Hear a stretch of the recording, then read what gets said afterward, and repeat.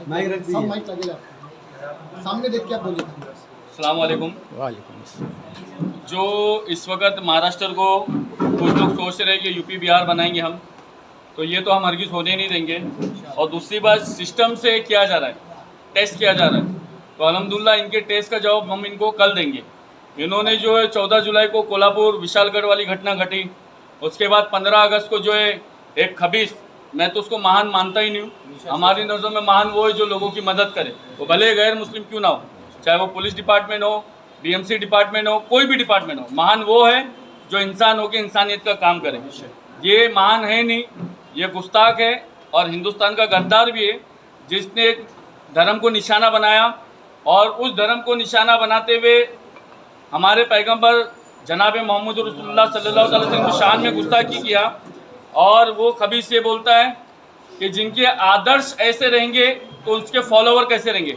उस खबीस को ये मालूम पड़ना चाहिए जहाँ से दीन फैला, मदीना शरीफ सऊदी से, आज वो जाके देख ले उस जगह पे सोना निकल रहा है, मगर वहाँ इसके जैसे बकवास करने वाले मौजूद नहीं है। और इस्लाम पूरी दुनिया में मौजूद है, इसके जैसा बेहुदा बात करने वाला मौजूद नहीं है। और ये अगर सोच रहा है कि इस तरह बोल के, और हिंदुस्तान के मुसलमान तो खामोश थे मगर महाराष्ट्र के मुसलमान कभी खामोश नहीं रहेंगे। हमने ये फैसला किया है कि कल 3 बजे 23 अगस्त बाद नमाज जुम्मा 3 बजे महाराष्ट्र के गवर्नर के पास हम जाएंगे, क्योंकि हमने 70 से ज़्यादा FIR मेरे पास ये मौजूद है, जिसमें 0 FIR भी है, एलिगेशन भी है और कलम वाली FIR भी मौजूद है जो 70 के ऊपर है। इतनी FIR होने के बावजूद, मुंबई हाई कोर्ट में जाने के बावजूद वो संत अपने आप को दाऊद इब्राहिम और उसामा बिन लादेन समझ रहा है, तो ये उसकी गलत फहमी।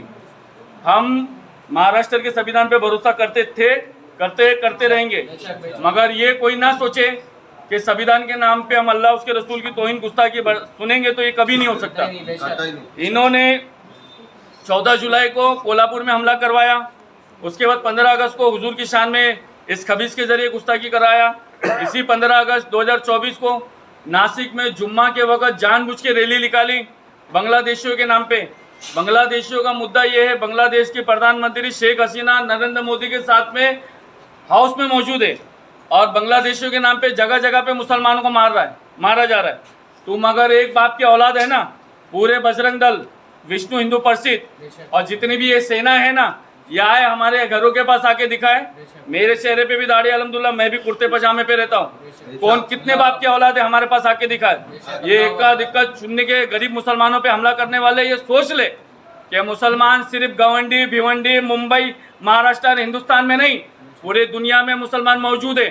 और कलमे की बुनियाद पे इधर से मैं नारे तकबीर बोलूंगा, पूरी दुनिया में अल्लाह अकबर के जवाब आएगा, ये सुन ले। और दूसरी बात ये सोचे कि अल्लाह रसूल की शान में गुस्ताखी करके हम वो यूपी वाले नहीं है कि आप क्या बोलते हैं, हम फैसला करने वालों में से हैं। और हमारा फैसला ये है महाराष्ट्र के गवर्नर साहब से कि उस गुस्ताख को गिरफ्तार किया जाए। दूसरा, 17 अप्रैल थाना जिला उल्लासनगर में इन हरामखोरों ने ये नारे लगाए कि माज़अल्लाह, अल्लाह तेरे बाप का नाम, जय श्री राम। हम किसी देवी देवता के ऊपर नहीं बोलते। अगर मैं बोलना चालू करूं तो फिर लोगों को जवाब देने की ताकत नहीं रहेगी। मैं जानता हूं कौन सा देवी देवता क्या था, मगर वो हर धर्म वालों के अपने भगवान का अपना इज्जत है।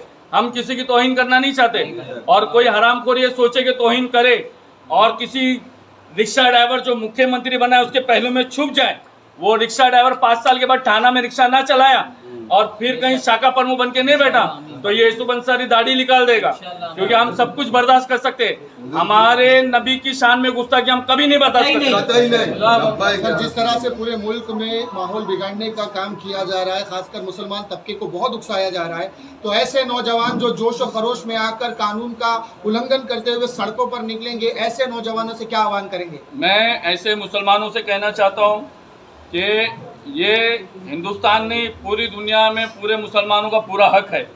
ये हिंदुस्तान में भी मुसलमानों का पूरा हक है, मगर आपके सामने जानबूझ के ऐसे मसले पैदा किए जाते हैं कि मुसलमान रोडों पे निकले। और मुसलमान मर तो सकता है, मेरा ईमान है, मुसलमान किसी को नुकसान नहीं पहुंचा सकता। ये आप लोग कहीं भी अगर रैली वगैरह निकालते तो जानबूझ के बजरंग दल वाले, RSS वाले घुसते हैं और घुस के किसी का नुकसान करें और उसमें नाम मुसलमान का डालते हैं। तो कल बाद नमाज जुम्मा 3 बजे VT रेलवे स्टेशन से गवर्नर हाउस के लिए रैली रवाना होगी। तमाम ईमान वाले मोमिन मुसलमान से गुजारिश है जो शिवसेना का चमचा है वो मरने के बाद सोचे वो कब्र में उदय ठाकरे को जवाब दे। जो जिस पार्टी का है वो सोचे वो कब्र में उसको जवाब देना है। हम अल्लाह उसके रसूल के, हम गरीब नवाज के, हम आला हजरत पार्टी वाले हैं और क़यामत में हमको अल्लाह उसके रसूल को जवाब देना है। जो ईमान वाला रहेगा वो हमारी रैली में आएगा। इसी मसले को लेकर रजा एकेडमी और मोइन मियां साहब की तंजीमें भी काम कर रही है, क्या उन तमाम तंजीमों को भी आपने अपने साथ जोड़ा है? मैंने बताया कि अल्हम्दुलिल्लाह रजा एकेडमी जो काम कर रही उनका काम सर आंखों पर। मैंने बताया ये तंजीम का मसला नहीं है, ये मदरसे और मस्जिद का मसला नहीं, ये ईमान वालों का मसला है। मैं अगर किसी तंजीम पे नहीं हूँ तो ये नहीं कि मैं किसी तंजीम में नहीं हूँ मैं काम नहीं कर सकता हूँ। हर ईमान वाले मुसलमान पे फ़र्ज़ ऐन है वो अपने ईमान के जज्बे के साथ में आए और गवर्नर हाउस में जाके ये कहे कि गुस्ताखे रसूल को गिरफ्तार करे। हमारी पहली और अव्वल आखिर मांग यही। आपकी जो रैली है, रैली के लिए कानूनी कार्रवाई जो भी किया जाता है वो परमिशन वगैरह का क्या आपने किया? हमें किसी चीज़ की परमिशन की ज़रूरत नहीं है। इसकी वजह ये मैं बताता हूँ आपको। जब 15 अगस्त को गुस्ताखी हुई और उसके बावजूद भी 17-18 अगस्त को उसी गुस्ताखी धारा 144 लगा के रैली निकाली गई और रैली में ये नारे लगाए गए कि उठाओ डांडिया मारो लांडिया। मैं बोलता हूँ किस मैदान में डांडिया लेके आते आओ, वो मैदान में लांडिया आने तैयार है अगर तुम एक बाप की औलाद है तो। समझे? हरामखोरो, अपनी सोच को बदलो। आज बच्चियों के 4-4 साल की बच्चियों के रेप हो जा रहे, कई लोगों की नौकरियां छूट गई, रेलवे में किसी में भी नौकरी नहीं बाकी रह गई। तुमको लांडिया से मारने से मसले हल नहीं होंगे। अगर तुम एक बाप की औलाद हो तो किस मैदान में आते हो डांडिया लेके आओ, मैं ये मेरे लांडिया लेके आने तैयार हूँ। हाँ।